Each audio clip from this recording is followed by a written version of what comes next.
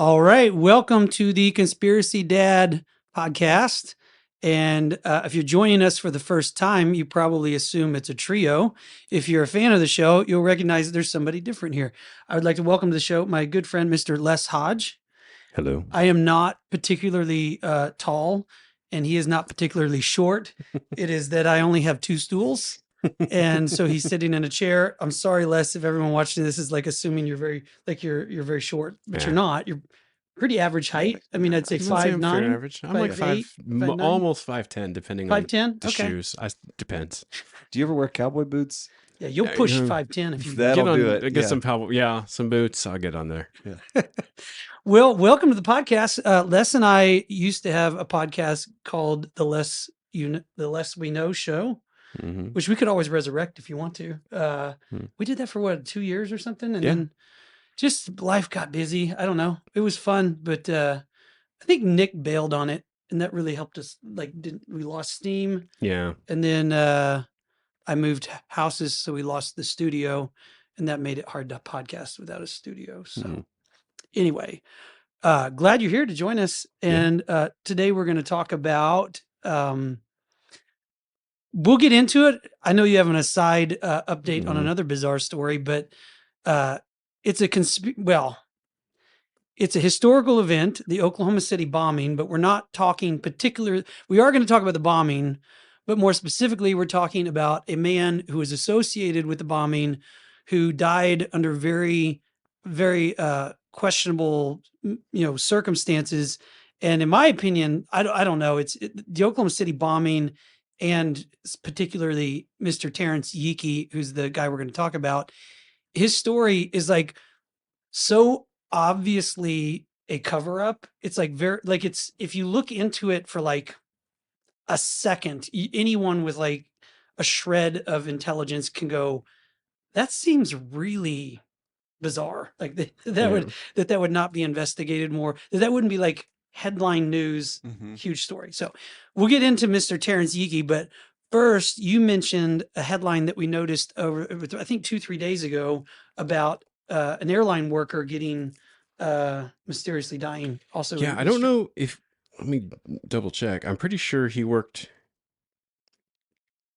Oh, he was a Boeing. So he worked for Boeing. His name was John Barnett, and there's a big I think there's a he's a congressional whistleblower, and basically he was saying that Boeing has been cutting a lot of its quality control and what's the word I'm looking for?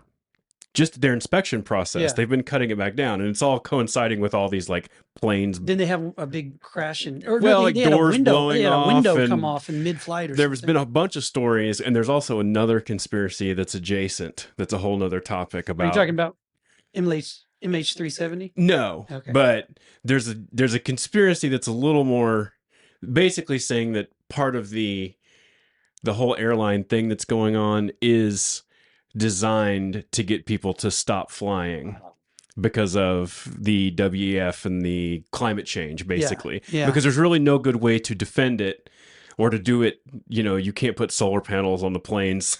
And you have so many more options with Zoom and like why do you need to take a business trip? But they're trying to, part of the degrowth initiative is they're trying to cut back on airline flights, okay, or just flights in general, because it's just a ton of gas and carbon essentially. But anyway, they're not cutting back on any of the private airliners. No, it's those only on the public. For us, not for the important people. Important people have places to be.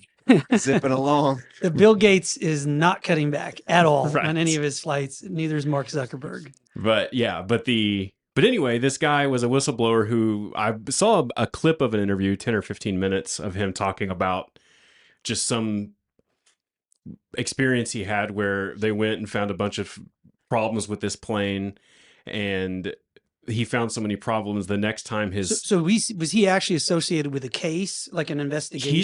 He was an inspector. Oh, okay. But he's like a safety inspector. Was there an investigation happening? Or he'd already testified. Okay, that's what I meant. So he's on the record, which is kind of one of those things, which is something I'll bring up when we start talking about Yeakey as well. That's kind of not the exact same thing, but something that just sort of, well, we'll get there. But he was he had given like 3 days ago, he had gone and given, and he's given interviews. You can find him on podcasts and stuff, Mhm. kind of talking about what happened.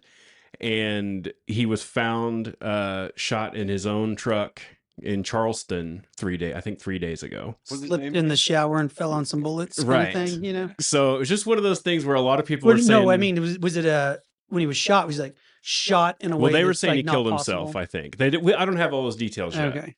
So, but it is one of those things where like you'd asked me last week if I wanted to come, and I was like, yeah, I'll come do this. And we started talking, and we kind of talked about it, and then right as I'm kind of starting to refresh my memory on all this stuff. It's like, oh, here's a guy who was Vince Fostered. right, who was Yeah. all of a sudden everyone's like, that's really weird, because like when you, of course, we can talk about this too when we get into Yeakey. Like, there's not always signs that someone's going to commit suicide. It's one of those things like it's awful, and so, but I mean, that's not. There's plenty of other things to talk about, but like I've personally have known people and have friends that have known people that just they were there and then one day they weren't. So I know that Yep. that kind of thing can happen. There's a lot of other stuff, but like if you watch him in the interviews and stuff, he doesn't seem like a particularly like emotional or like he seems like Again, not always a hard fast right. rule. It's just that's just take it for what it's worth. Did he publicly say something like, "I'm not depressed. I'm not," like how some people Yeah. like kind of clearly state, "I'm not suicidal in case I get Epsteined." You know what I mean? He never Yeah, did anything like I didn't that. know. I haven't looked into it a ton, and there's not a bunch. Which, for the out. record, I'm not suicidal. Right. Are you particularly No, suicidal right no. now, Dave? I'm in a pretty good place. We could just right Right. publicly go on the record that the three of us do not feel like killing ourselves right now. Right. So if it does after this podcast, if the Oklahoma Police Department decides to do something to us, now. Would have been a totally different podcast if one of us would have answered yes. Yeah. Just it's like the mood changes. And exactly. oh, I'm sorry, Oh, man. Well, Like, okay. well, Well, do you want to talk about it? maybe we'll, yeah. So we Got usually, some dad hacks for you. yeah, I was good. Well, that's what I was going to transition to. So what was the guy's name though? That John Barnett. John Barnett. Yeah. And He's pretty ongoing. Google. he I was just found he out. was Yeah, there's been a ton of stories about him. I don't know if there's a ton of detail yet, but it is being widely reported. Yeah, I just So- Googled Boeing whistleblower, and then in Google said found dead. And I was Yeah. like, yeah, that's probably the one. Yep. Yeah. Did you guys see the story about the French first lady being a transsexual? No. No, Did you see that? no, I didn't. Candace Owens did a story a couple of Okay. days ago, which, yeah, she can be a little bit. But anyway, I mean, she's bright. Yes. I mean, she went all in. That's kind of what's remarkable about her. Like, she's like, that's a man. Yeah. And it's like everyone was, I think it's a big story. There's a protest in France right now with Mhm. people marching with wigs and stuff on, saying like she is a man. That's I guess that's the thing. And I don't know, but it Yeah. has more to do with journalists were speculating about it and literally being arrested and like, Yeah. harassed by the government. And it's like, well, if it's not true, why wouldn't you just say that's not true? Yeah. Why do you got to start Mhm. arresting journalists because they, speculated that it It's might like be the case? Tucker Carlson a couple weeks ago said something like, well, they care enough to lie about it. Yeah. Yeah. Right. It's like, so anyway, I thought that was interesting because, I mean, if that turns out to be true, that'd be a wild story.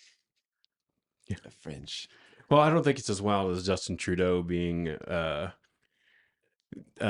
Castro's son. Have you ever seen the stuff Yeah. with that? And there's pretty He looks exactly like it's pretty Castro. convincing. There's a whole story where like He looks his nothing like parents- his father, and he looks exactly like Castro. and his parents were like swingers in Yeah. the 60s or whatever, and then they have like they took trips Mhm. like down around Cuba and stuff, like, and it's like, Dang. oh, that's weird. What's more Yeah. believable? Castro is, Trudeau is Castro's son, or Emmanuel Macron's wife is actually a guy? What's more believable? Pull up pictures of both, and you'll probably be like, she's a dude. I don't know. I mean, if we were in France right now, though, they'd be arresting us just for Yeah. saying that. Thank God we're American. Thank God. I'm serious. We'd be in trouble. So let's talk about the. Oh, were you guys gonna do dad hacks? Oh yeah, dad You want hacks. to do that, or You got a dad hack? Yeah. You the could do a one- non-dad hack if you Yeah, think of one. and this one is one I'm working on that I found works in adult life. I used to work with a buddy of mine that we had problem customers. Every business you're in, you got problem customers. Mm-hmm. And the best tactic that we found to deal with them is like I didn't expect I didn't this wasn't a deliberate tactic, but every time that um this lady would come in the shop, we would roll our eyes and you got to deal with her and she's kind of annoying and complains about small things, whatever. And then at some point my buddy was like, yeah, because it was a team of females that like worked, they had their own business and they were our clients. And we made some crack about they probably share husbands. And that got a laugh. But then like every time she came in when they left, we'd be like, yeah, go trade with your husband again. Yeah. Mm-hmm. But then what I found was like, it just on a subconscious level, I like my brain was associating laughs with when she came in. And after like 6 weeks, she came in and I was really friendly to her and really didn't mind seeing her. Right. So now I'm starting to try that with my kids, like not such an R-rated topic, but if Mhm. they've got something that bothers them at school or if somebody like cuts us off in traffic, I try and come up with a ridiculous scenario to associate with that. And it doesn't need to be true. In Right. fact, it's better if it's not. Just come up with something ridiculous. And so that's been my trick is just Yeah. say that you're sharing husbands. Okay, mine is I totally didn't expect this, and I don't know how we even got started on it, but it's affordable, and if you have young kids, it's worked with mine. I don't know if it would work with other families. You could try it on your kids and see, but for some reason, like maybe a month ago, on Amazon, the Brady Bunch popped up as a viewing option, and my kids wanted to watch it. So I thought, oh, because I actually never watched the Brady Bunch growing up. We didn't Right. have Kate. I don't know. I just never watched it. I was too young, I guess. And then, so we started watching from episode 1 of the Brady Bunch. And it's like culturally interesting to watch because you can kind of see where the heads of, everything was back then. But Mm. then I'm blown away at how much they love it. They absolutely love watching the Brady Bunch. They will watch a marathon of a season of the Brady Bunch and they think it's hilarious, even though it's like the most like milk toast, like, like not, Yeah, oh, yeah. but that's kind of what I like about it. Like it's Yeah. actually very wholesome. It was a good show. I never watched it, but I see now like Mm-mm. it was obviously a good show and it was made for young families and kids. And yeah, it's free on Amazon. I Yeah, looked like at that. we've been showing our kids The Office, which Mhm. face value, you're like totally wholesome, no problem. It was on Thursday nights on NBC. And then inevitably you end up on like, That's what she said. on she Right. said joke or something that's like a sexual harassment bit. And all of a sudden you're like, this just got weird in front of my not quite teenage Yeah. kids. Yeah. So having one that you can count on. Yeah, I mean, and I even because I didn't know because I didn't watch it, I even did like a Google search of like, I mean, that was just researching the show real quick, and it was like that was the criticism that they had of it back then was, well, they just wouldn't push the envelope and they kept everything very family friendly. And I was like, That at sounds least okay. somebody, Yeah. we could use a little more of Yeah. that today. I Right. mean, it's not the end of the world. That was a very dad thing to say. Not that I disagree, but you're Yeah. right. Like, yeah, that's kind of Pendulum alternative. has swung so far the other way that it's like I would How about we- really like to turn them loose watching something that I just kind of know it's not it's gonna be fine. Yeah. Mhm.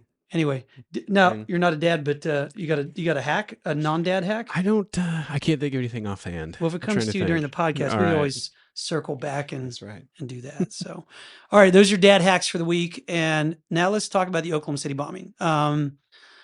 This is interesting because we're in Oklahoma. I was in, I believe, 5th grade when it happened.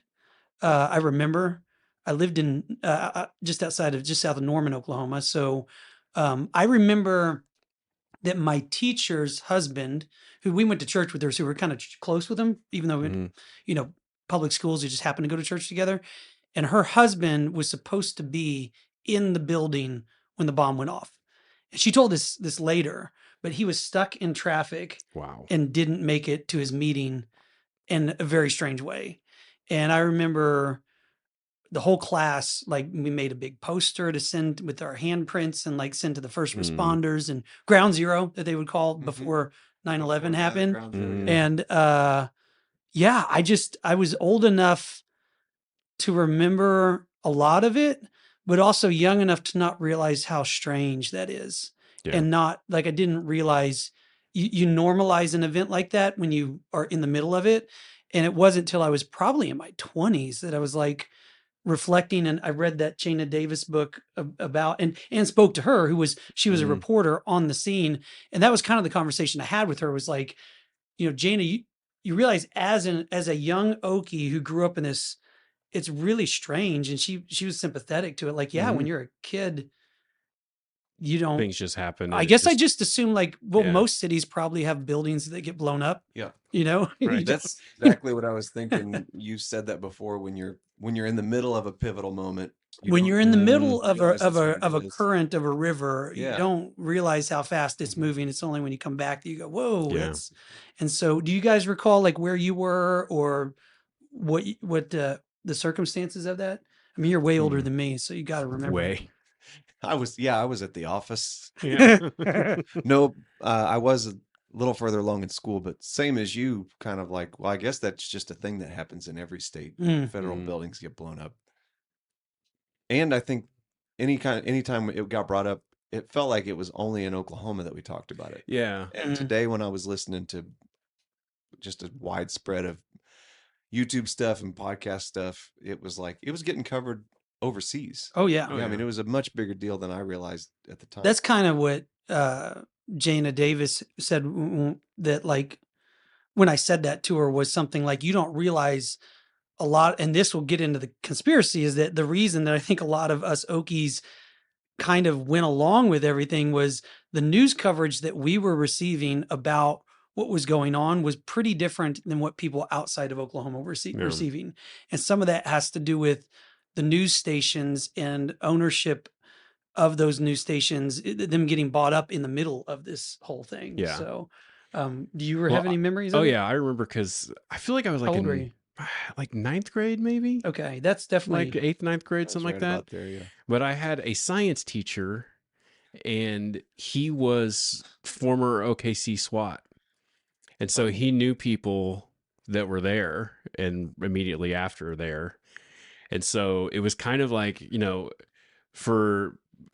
sounds like very similar to you, like the personal stuff almost kind of supersedes the kind of bigger national narrative because like in that moment, which he was an interesting guy anyway, but like he had such an inside kind of knowledge that we were watching it on TV in the classroom, and I remember he was calling out the bad stuff on TV as they were talking about it. Because like somebody what do said, you mean by bad stuff? well, not bad stuff, but like the extra bombs in the rubble. No, like somebody bad, said it was a boiler.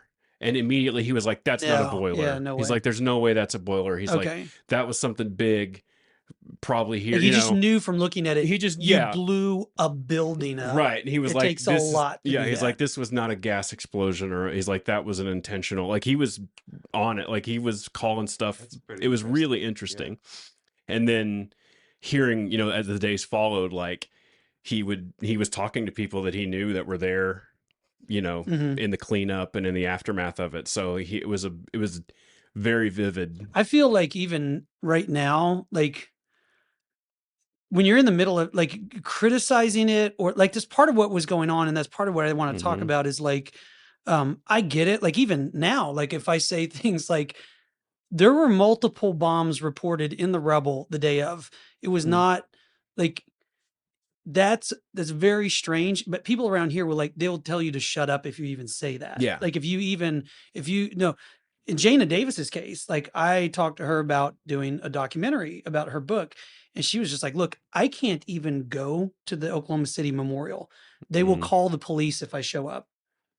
And if you think about that, that's nuts. Yeah. A reporter who was on the scene the day of the bombing writes is critical of the narrative. Is just she does not believe that the story that they told the public is true, that there's just arguably Mhm. just not true. And they'll call the police if she even shows up to just to be there, like not Yeah. like she's even protesting. That's strange. You know what I mean? Like that's what are we dealing with? I mean, hopefully I'm thinking now enough time is almost 30 years has passed that it's like, Mhm. can we talk about it yet?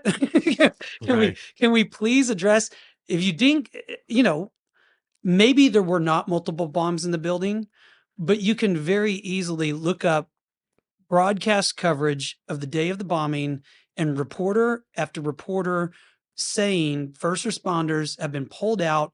Another explosive has been found in the rubble. Yeah. Not Mhm. just one, I think three total. Yeah. Three Mhm. times they pulled back. You can look up interviews with first responders like saying like they're devastated because they're like, they told us we have to leave because of an explosive in the rubble and they didn't want to leave. They're like, no, we had to Mhm. leave these poor people trapped in this rubble. And I don't know, maybe you guys have heard somebody I've never heard anybody explain what the hell was going on. Yeah. Like, I think that's my biggest problem with Oklahoma City. John Doe number 2, no explanation. Mhm. Multiple bombs in the rubble, no explanation. Lost closed caption videotapes from across the street, no explanation. It's just like, and I think it's because in Oklahoma, everybody's so traumatized by it. So Yeah. everybody's like, they just want to move on that they don't. And it's such a shocking thing to see and experience that people couldn't stop and just go, whoa, we need an answer. Like Mhm. you cannot have the largest manhunt in FBI history and then just pretend like it didn't happen and just say it'd be something if they gave us an explanation. But the fact that there's they just say, well, he's a ghost. Yeah. I mean, that's it. I mean, how is that acceptable? That's why we do this podcast. So, do you want to give kind of?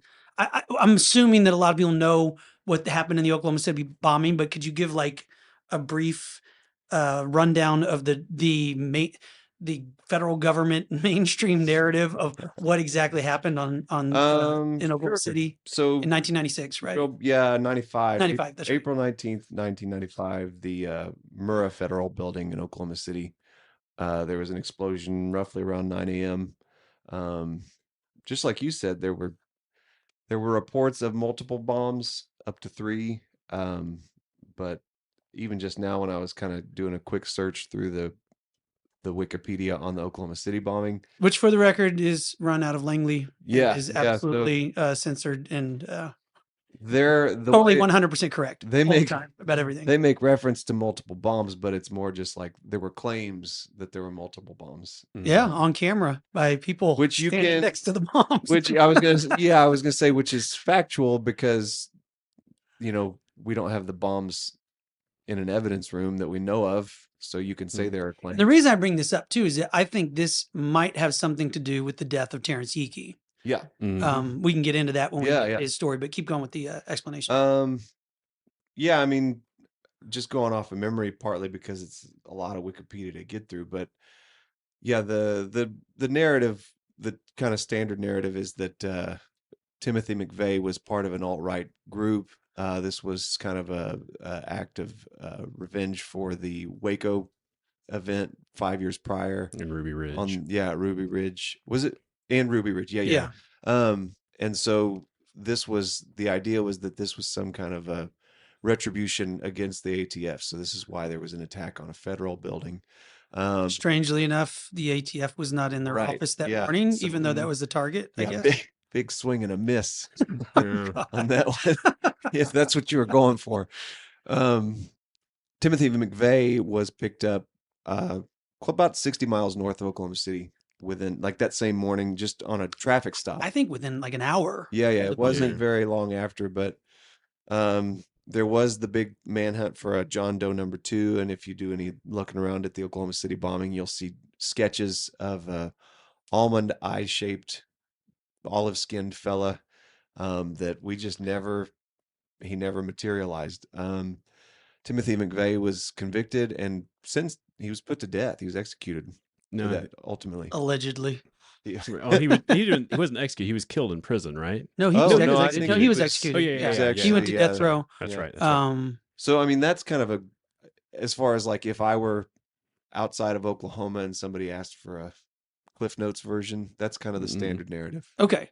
So you could do a whole other podcast about Oklahoma City bombing that Yeah. would take up a whole episode. But in the midst of all of that, we want to talk about Officer Terrance Yeakey, who was an Oklahoma City police officer and was one of the first people on the scene the day of the bombing. And his story is shocking to research. There's a video on Corbett Report that you can look up. He did called Requiem for a Suicided Terrance Yeakey. And it's, I mean, if you wanted to dive into all the bits, nuts and bolts of the story, go watch that. But if you do watch it, it's shocking because he's interviewing family, he's interviewing friends, he's interviewing, there's a lot in there. The thing that I couldn't get over was, yes, people commit suicide. I mean, at the end of the day, that's what Oklahoma City police said it was a suicide. They didn't do an autopsy. The circumstances of his suicide are just so bizarre. It just stretches the imagination to think that was a suicide. He was found in off a side road in El Reno, which is outside of Oklahoma City. It slit his wrist, both wrists, and slit his throat, blood everywhere in the car, and then crawled half a mile into a field over a barbed wire fence and shot himself in the back of the head. Yeah. And no gun was ever recovered.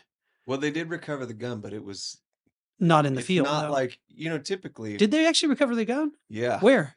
In that field, but it was far, far away. I mean, when you think of someone shooting themselves, typically the gun's right next to them. It's not like you've got, especially if you just crawled across a. Well, I guess, and there's enough like there that like just that you would think you would do an autopsy. Like, Yeah. like whatever the circumstance, you would go, why on earth would you not do an autopsy of that? Why would you, just immediately say that was a suicide? But they did, and that's what happened to him. But so that's his demise, I guess. Let's go back to kind of more of the story of what was he doing leading up to that, which makes all of it even more strange because, I get it. Like I'm sure witnessing something like the Oklahoma City bombing, obviously you're going to be traumatized and sick to your stomach over some of the stuff you saw, but his former wife, there's an interview with her on a local Oklahoma City radio station that is KAKC. and it's a fascinating interview, and she goes on and on about what exactly happened. And his wife doesn't think he committed suicide. His mother doesn't think he committed. His sister doesn't think he committed suicide. I mean, everybody connected with him is pretty adamant about somebody killed Terrance Yeakey, and it just seems strange to me that there wouldn't be more of an investigation. If I talked to you about it, I think, and tell me what you think, but it's like, yeah, like I could, like if I committed suicide tonight, or that was the story. I mean, you guys, what if you like knew? You're like, no, there's just the circumstances don't make sense.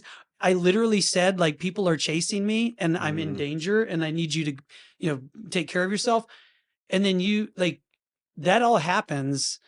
And then you go like on a mission where you're like, I swear I'm going to make sure TPD knows he did not commit suicide. Yeah. And everyone just kind of goes, I'm sorry, you're just being emotional. He committed suicide. Right. That's essentially what they did to him. And his family they told his family, like, you have a bit of a wild imagination, and they couldn't, I think to this day, I don't think they could get anyone to look into his death. It's feasible if you're on the side, like the law enforcement side of it.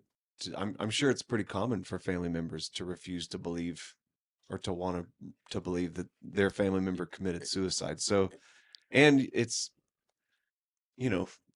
not exactly, but kind of just another day in the office for you on that side of the desk. And so you're kind of like, can I just please get this?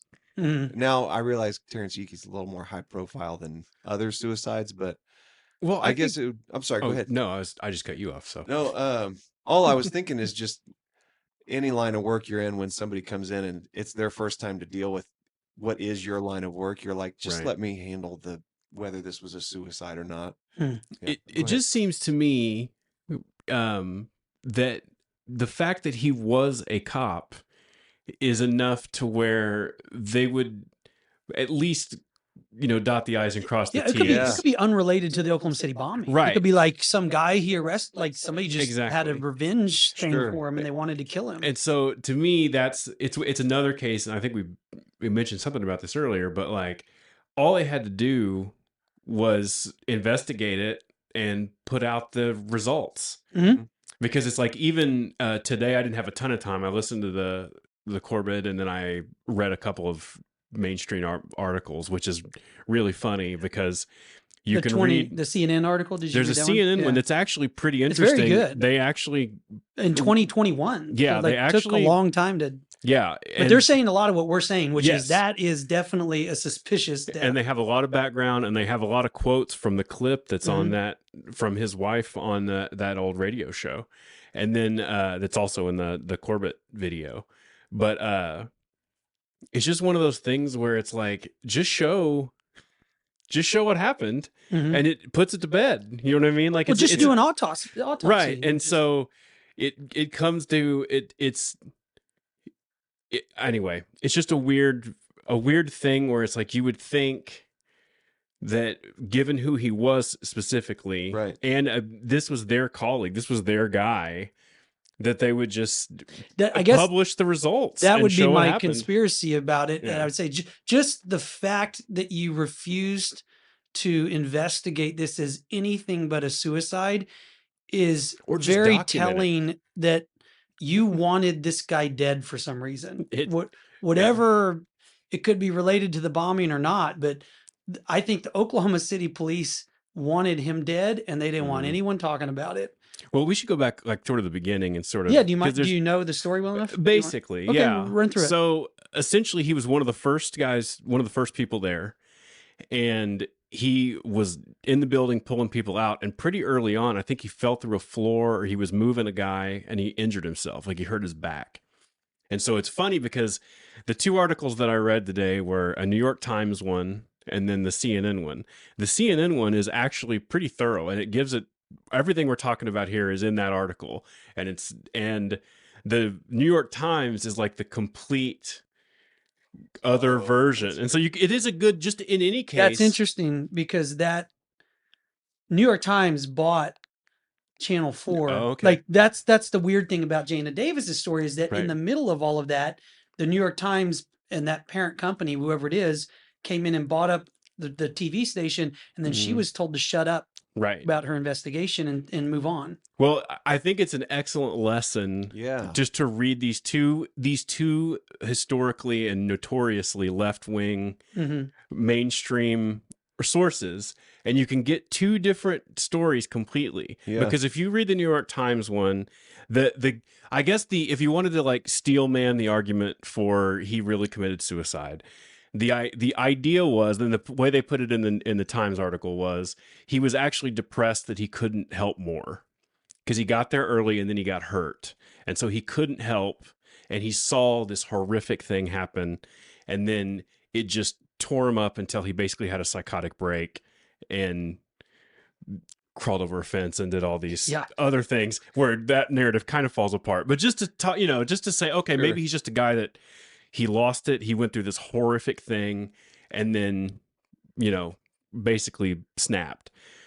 And so you can read that, and they sort of write it off as, and they say a bunch of stuff that like is totally refuted. But like they were saying, because there was like, he had split from his wife originally. Right. And in that article, they say that she accused him of abuse basically. Mhm. And that he had violated a restraining order and like a bunch of stuff. And then like, if you listen to her, No, you shouldn't sound like that. that's not, and Yeah, no. it's not what she said at all, at least not Not on afterwards. that interview. Yeah. And No, so- she and- sings his praises. They had their issues, but he was Yeah. And so a great guy. it was really interesting to read because I It wanted is, to read like what are they saying? I want to make sure I'm not omitting some huge thing. Yeah. But like yeah, you read that New York Times thing and you're like, oh, if you just read this, you would not have any Mhm. of the story, or at least you would have no idea that there was any inkling of any kind of. Just a quick search on it. Just the titles of the articles. Mm-hmm. New York Times: policeman who rescued foreign bombing kills himself. Mm-hmm. CNN: why did this cop turn up dead? Right. I mean, So it was What year really was that interesting. Times article done? the Times, 96. Oh, So that so was in- yeah, But it right is after. quite a long That was cover. right when Yeah. they had been ordered to shut down any dissenting opinions So from Bill Clinton himself.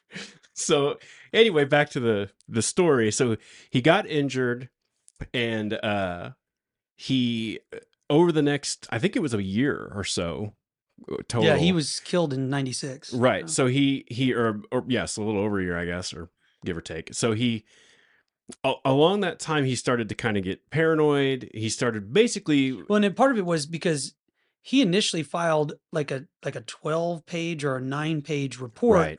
on what happened that day. And his chief, like the leadership of the police department, was livid. This is according to his wife, that they were like making him file a new report, and Mm. like they were like, it needs to be a 1-page report. Right. And she was even saying like, it's pretty strange to have that long of a report unless you're really reporting something that's serious, you know? Mhm. And I think she said he never shared that report, with the long report, but that's what he was upset about with his own department, is that he's saying and telling his ex or his wife too, the story that they're telling us, that's not how it happened. Right. That's not true. There's things that happened that morning that they're omitting from the mainstream narrative, and they didn't want to accept his story. And that was maybe what set him down this path of whatever was going on, that he felt like he was being followed. He felt like people were messing with him and his wife and trying to intimidate them. But Yeah. he was outcast within his own police department. And he was due to get a Medal of Valor, Right. like within a week, I think, Yeah. of being found dead. So they were still publicly holding him up. Yeah. And he was like a dare officer, and like he was very well liked from everything I've read. And so, but yeah, the first thing he said or his wife says, the first thing he said when he got in the car was basically, it didn't happen the way they're saying it happened. It's not what happened. Especially after she picked him up from the hospital. Yeah, first on the day of. So from the day of, it wasn't like whatever happened or whatever. Even if he was making some kind of mistake or you know what I mean, like processing something wrong. Like the day of, he was saying it's not what they're saying it is. Right. So he immediately was already on that track. It wasn't something he came to over weeks, where he didn't look into it on his own. That was his reaction to what he saw that day. Mm-hmm. And so, yeah, so the weeks go by, and pretty much it kind of comes to a head, and he starts showing up at her house late at night, but she doesn't seem like, I think that's where they're getting the restraining order thing. This is just my kind of trying to extrapolate from sources, but they were saying that him showing up was part of it, but she wasn't reporting him for that. She reported because she was worried about him. She called the police, but she didn't call. And in the interviews that she gives, unless she's just completely changing her tune, she doesn't describe him as that. She is saying that he was changed, like he was upset, like all those things are true, but she wasn't describing him as like a danger to her. If anything, he was the opposite. He was like, trying to make sure their insurance was in order. Right. Like if I die, even saying things like, if something happens to me, I need to make sure that you're taken care of, because he could feel that he was in danger, I think. And he was. And I think it was the last time that they saw each other, he was saying he was trying to see if she would marry him again for that reason, for the kids and all that stuff. The story I heard from that interview with her is she's saying he started showing up late at night, which is not like him. Right. He wouldn't show up unannounced. And then, at 2 a.m, he shows up and wants to get married specifically. Like leave Dante right said, now. Yeah. Let's get these documents signed so that you're on paper, you're my wife in case anything happens to me. Yeah. And then she said that he had grabbed a VCR and thrown it into his car. The kind too that has 2 decks to make copies of videotape. I didn't catch that. Yeah. It was And I don't think that she ever saw what was on the tape that he was copying, but And he- never saw the VCR again. yeah, Right. and somebody stole it and Yeah. out of their car, I think. And then another weird thing happened that shortly after the bombing, they tried to go back down there. He insisted that the Right. two of them go back down to the bombing site at night. Excuse me, because he was saying he didn't want them to be recognized.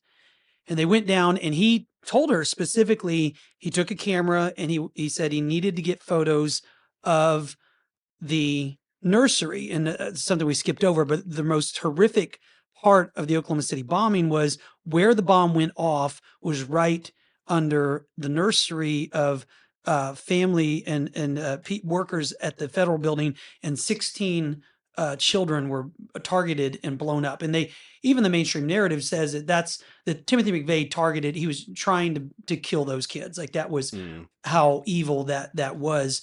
And Terrance Yeakey was saying, there is something underneath that nursery that I need to get evidence of. I need to get pictures. They go back down there. When they're there, they run into somebody. She doesn't know if he was ATF or FBI. She couldn't remember what was on his uniform, but there was a man there that stopped them and told him directly, you're not supposed to be down here. Right. And she said that he said it in a way like they knew each other from some other encounter. And she thinks because she was there and he probably didn't want to get her involved in it, that he said, okay, let's go. And they didn't end up getting those photos. But I think that was the thing that he was trying to raise awareness about specifically. I mean, he said it didn't happen the way they said it did, but then also there was something about the nursery that they were covering up, that they didn't want people to know about for whatever the reason was. Maybe it was more bombs in the rubble. I've heard people speculate that there might have been an armory inside of the federal Right. building that wasn't exactly legal, that the ATF had explosives and things near that nursery that would have been a big problem. And maybe the truck bomb set off that, and so there's a lot of people, if you go down the road, there's a great documentary called A Noble Lie. And it was made, I think like 6-7 years after the bombing. And it's not a great, it's a well done documentary, but the style of production it doesn't It's age hard. well. Yeah. It can It's come old across as school kind of YouTube. Alex Jones, Yeah. Right. and like, which is a shame because there are people in the video. I mean, there's like serious politicians. Right. Yeah. It actually, if you just turn off the soundtrack and also don't look at the goofy hairdos of some of the people they interview, it's a good investigation In-depth, into the bombing, and it raises a lot of questions about what exactly was going on. And I think that some people think that maybe that's what it was, that they were covering up the fact that there were explosives in that rubble, but they weren't Timothy McVeigh's explosive. They were actually the ATF's, and maybe those kids wouldn't have died had they, not had all those bombs in the building. Who knows? I'm not saying I know either way. I just, that was what Terrance Yeakey was upset about, something to do with the nursery. And I don't think that his wife, I don't think anybody really ever got to the bottom of it, except that he was also supposed to be meeting with somebody from the FBI So yeah, when he was killed. they talk about it's not Jaina. Is it Davis? Is that the right? Davis, yeah. Yeah, and it wasn't her.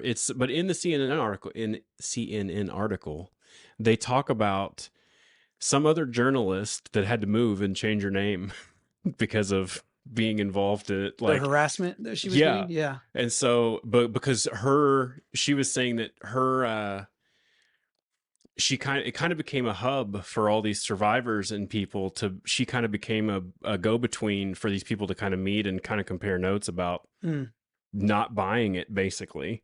And so he was involved with her, and she claims that she had a copy of the report, the 12-page report, and all kinds of stuff that all got stolen in the night or something. But anyway, he left her house. And so this is interesting. This is in the CNN article. According to that article, when he left, he said, "I am not going to take my gun because I want to be unarmed so they can't use it against me. Basically saying, That was a mistake. well, no, he was basically In saying, hindsight. I don't want to get suicided, so Yeah. I'm not going to take a gun that they can take from me Yeah. and then dump me in a. But ultimately, what happened to him, at least, allegedly or maybe.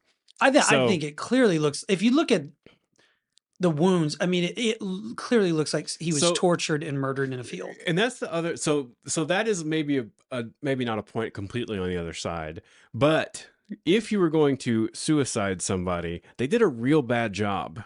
Yeah. This is just the excerpt you're probably talking about. Yeakey seemed conflicted about whether to go meet the men, whoever that is.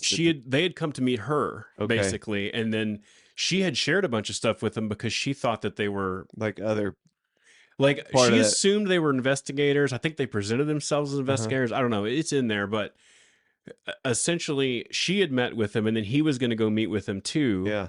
But anyway, go ahead. McDonald said that Yeakey went to the meeting unarmed so no one could use his own gun against him. Yeah. Yeah, so you're right. So that's a pretty interesting thing I didn't know until today. Yeah. Like I had, even when we looked at it before, I didn't catch that. So, well, that was after you did a podcast about it. Yeah. That CNN article. That's pretty wild. So it's interesting to me that it was so obviously sus. You know what I mean? Yeah. Like this guy. That's my main point. It's like it's obviously suspicious. Like the Barnett, this Boeing guy from just the other day, it seems pretty plausible. He's in his truck in Charleston, and as far as I know, I don't know the ins and outs of that, but like, let's say you find a guy in his truck, single gunshot wound, gun in the floorboard.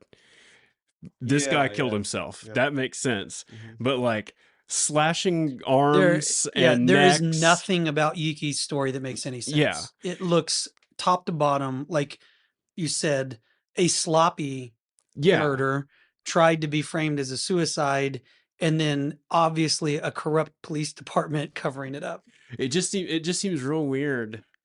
I'm not going to be driving through Oklahoma City. It does just seem weird. It just seems weird that it was such a botched, he had either completely lost it, you know what I mean? And even then it just doesn't match up. I don't know. A lot of the details just aren't released as far as I can tell, but like they did release all the, slashing himself. Like even if he wanted to make it look like a murder, like he's crazy. Like I'm just trying to go down to some crazy. I'm trying to go to Crazy Town. Yeah. And so like it's a lot to go through. It just seems like a lot. And what's the end goal here? To say I'm gonna crazy murder myself? Right. I mean, I don't know. It was just and from everything that I've heard, it doesn't sound like he was, I mean, even if let's say he's paranoid, it doesn't sound like he's just out of his mind. Like, you know what I mean? Like she's like, we need to get married so that we can have, you know what I mean? Like he's thinking things through, it seems. And he wasn't kicked off the police force. He was still about to get a medal of honor or something. Yeah. And so, it doesn't, so many things don't make sense to where it just comes back to this whole, like, well, if it was this weird, just investigate it so that it takes the questions out of it. Now here's a direction. And then some guys won't be sitting around 30 years going, what happened to this guy? So here's a direction. You might not have ever heard about this or thought about this, but okay. So if he was suicided, meaning maybe there's a major cover up. Okay. I think there was a major cover up actually. And I didn't think about it really, like it didn't hit me how possible that is until a few years ago when I read Tom O'Neill's book about Jolly West. Now, you know Jolly West, right? I don't know if I do. So, oh God, I got to catch up real quick. Psychiatrist after the Korean War, based at OU Medicine in Oklahoma City, head of psychiatry at OU Medicine. Now, after the fact, realized he was the MK Ultra doctor. Okay. Like he was the guy doing illegal experiments in Oklahoma City. He's the guy that gave LSD to Tusco the elephant and killed him in Oklahoma City Zoo. Okay. You know anything about this? Yeah, I've heard that. Okay. Yeah. So he's also the guy that for some reason when the media, when Jack Ruby shoots Lee Harvey Oswald, they immediately rush Jolly West down to Dallas, Texas, and he has to meet with Jack Ruby. And nobody said Jack Ruby was crazy until Jolly West met with him, and he claimed that he's had a psychotic break and that he can't stand trial. He can't be a witness. He's absolutely out of his mind. He says that he's in his jail cell ranting about Nazis outside murdering children. And that's Jolly West. Okay. The name is familiar now. That right. Jolly West, you look up the exact amount. When I heard this, it blew my mind. Also met with Timothy McVeigh 17 times while he was in custody. So in the 70s, they had the church hearings, and the CIA admitted to MK Ultra as a program. They admitted to many of the things that they were doing that they shouldn't have been doing, and they claimed that the program was dead. Well, shocker, conspiracy dads. They just changed the name. Whatever they were doing worked, and they probably continued doing it in a lot of circumstances. And I think that Timothy McVeigh was a form of MK Ultra. I think that because the MK Ultra doctor was meeting with him. Yeah. And then you think, well, why would Jolly West be meeting with Timothy McVeigh? Yeah. At the time we wouldn't know it. Like it's like, well, just imagine he's just a famous Oklahoma psychiatrist. Right. Just imagine he's a totally innocent guy. What a life. Yeah. Be front and center to the wildest stuff. Yeah. Oh, it's not just that. He was also involved with, there's that other famous case where the woman was brainwashed by the cult and shot a bunch. She was the heiress to some fortune. Oh gosh, I would have been able to think of it. He was 25 used. seconds I ago. mean, it was pretty much like every time there was some weird thing like that. Yeah. The CIA called him up and he'd like show up and he'd do his thing. Yeah. And so, yeah, I mean, how big was, and if you get into like who Timothy, there's also, if you listen on Corbett Report, he did a full episode on Timothy McVeigh that raises a lot of questions about who exactly was that guy. What was, the picture that we're painted of who he was is just silly, I think, compared to he was on Schwarzkopf's personal detail in Saudi Arabia. Like he was a very elite soldier. He was not. Well, they claim that he was a washout, that he tried to be a ranger and he couldn't cut it. But his family actually claims that he communicated things to them that said something completely different, that he was actually picked out of his unit to be a part of some other black program that, who knows if that's true or not, but Alex Jones found video of him in a tank. I was about to say that. I think that's in A Noble Lie, isn't it?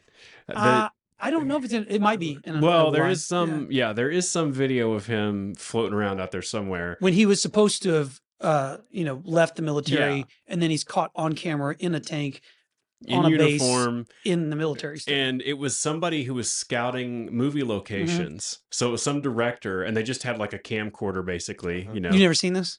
No, and I don't think I have. They go into the back of it's like one of those like half tracks where there's, I think it's like treads on the back and tires on the front. Yeah. But you can stand up in it. So the guy comes around the corner and you're looking in there and there's a guy in fatigues working on stuff. Yeah. And he turns around. It's Timothy and McVeigh. man, if it's not, it's just like him. And you look at, and he had a very unique face. Like he kind of had a long face. Right.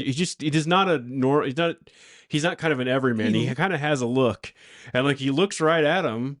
He says, "What are you doing?" And he's like, "I'm nobody. I'm just moving this tank or something." Yeah. You could see him become nervous. Yeah. The moment he sees the camera, like, camera. I'm the guy who's not supposed to be on camera. Please look at someone else. It's a real, out of all the stuff I've seen, it's like straight up, because if it's either the time is wrong and it's some video of him from before, or somebody that looks just like him, or it's freaking him and he's not supposed to be in the military, in the army by then or whenever. There are, I mean, again, we could do a whole podcast on Oklahoma City bombing. There are a lot of conspiracy theories about what exactly happened. Everything from Elohim City and Andy the German. I don't know if you know that theory about like there's a German spy.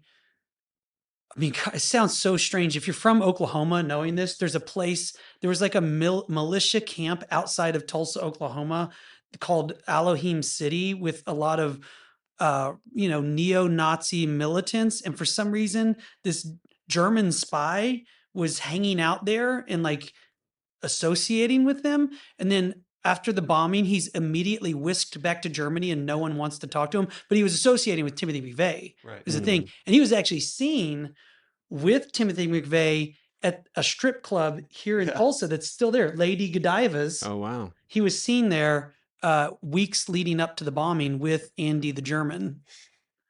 I'm only laughing because I've heard some of the podcasts. You used to work right down the street from there, didn't you? Yeah, I didn't work at Lady Godiva. No, I didn't mean to imply that. But it is funny to hear people from outside of Tulsa say he went to this place called Lady Godiva's, Yeah. and being local, you're like, yo, yeah.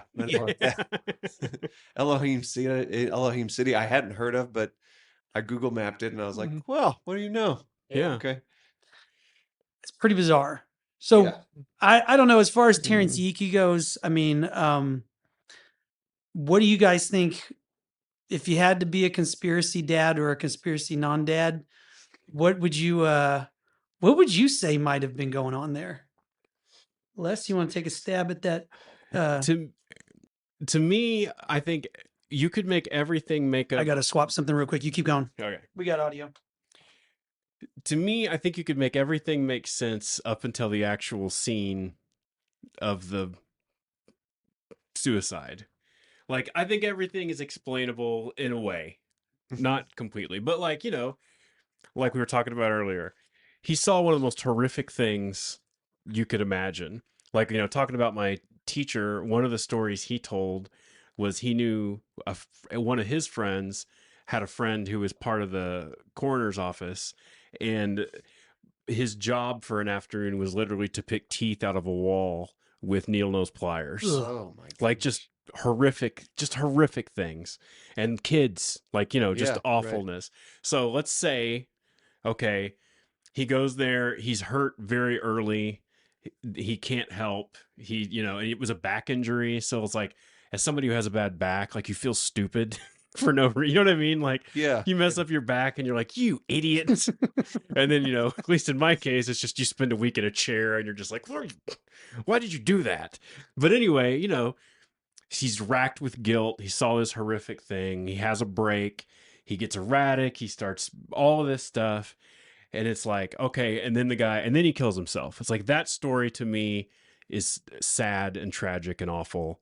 But okay, I could make some kind of sense. But the circumstances of the actual death is where it gets weird. But then you add in, okay, he's supposedly going to meet with these guys that he didn't make up, because other people verify these dudes existed, because this journalist in that CNN article met with them. Mm-hmm. In fact, I think I don't know if they set him up, but like, or she set them up, but that wasn't a figment of him going to this meeting. Was not was not his imagination. Yeah, he was going to a meeting. And so that happens, and then there's all this weirdness where, you know, he bleeds a ton in the car. So he tries to cut himself in the car, I guess, is what they're saying, and it doesn't work. And instead of just doing it there, he just tried to kill himself, right? So his first idea was, I'm going to kill myself in the car by the side of the road, right? And then it doesn't work. And he's like, okay, well, now I'm going to walk a mile into a field. Why would you go out in the field to do it? Like, you know what I mean? Like, so it just doesn't make any sense. Then he goes over a fence, and then I'd never heard that they recovered the gun. I just thought, from the last thing I read was that they never said, like, they never released any details.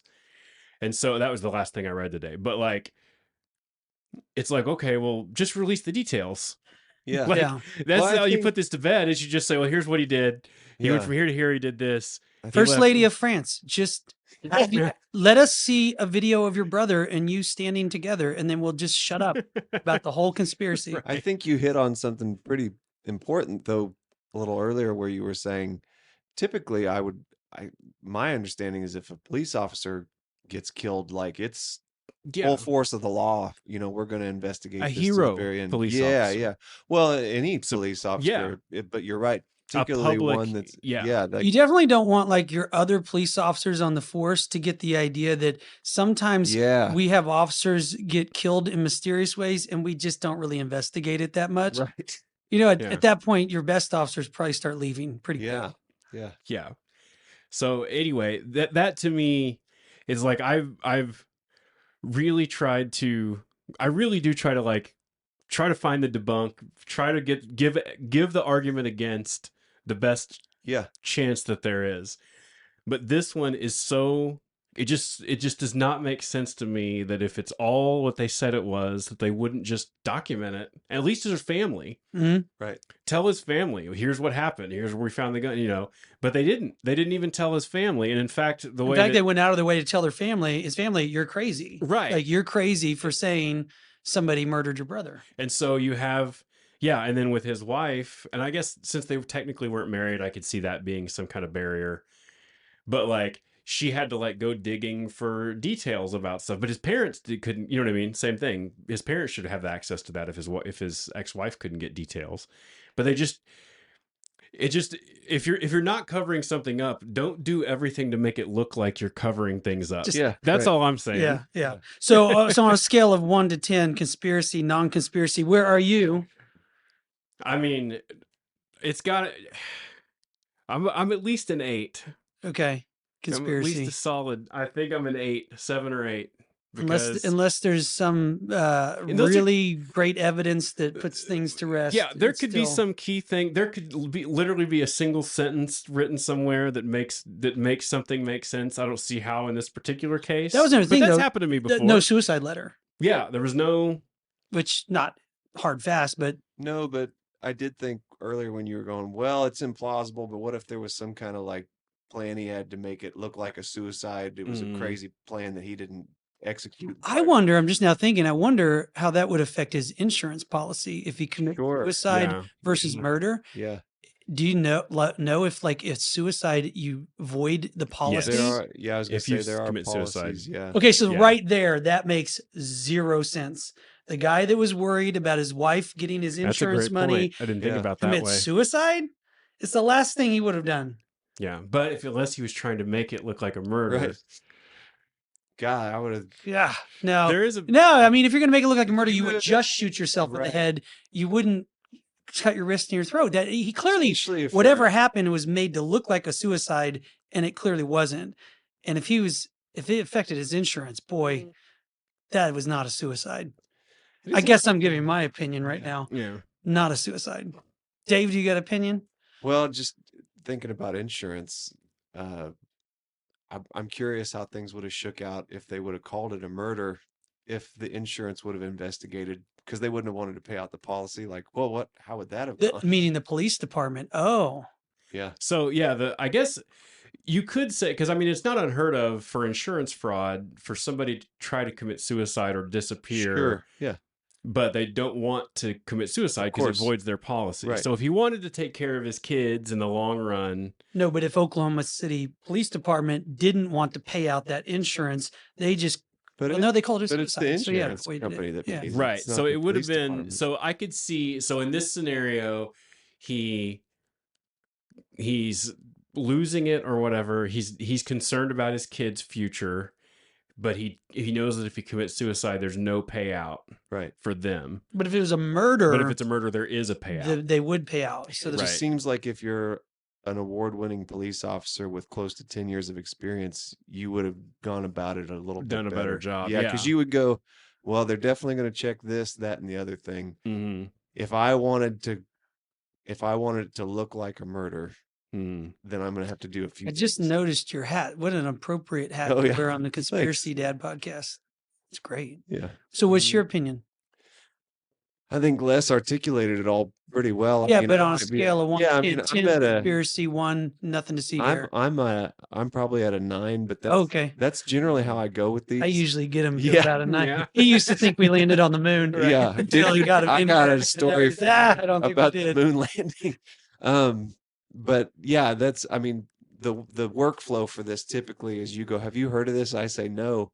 And then in the days leading up to it, I just guzzle all the content I can find on it. And so by the time I get here, I'm completely strung out. Right.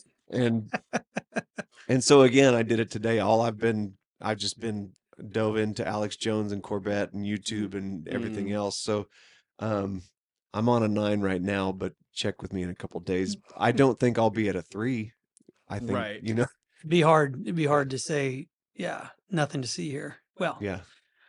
what was your moon landing story? Is it too long to share? I can give a real short thing. Okay. It's just we've talked before about how I completely dismissed the moon landing being faked as like that's a ridiculous thing to say. Of course, we landed on the moon. And then, you know, since we've done our podcast on it, I've converted. Mhm.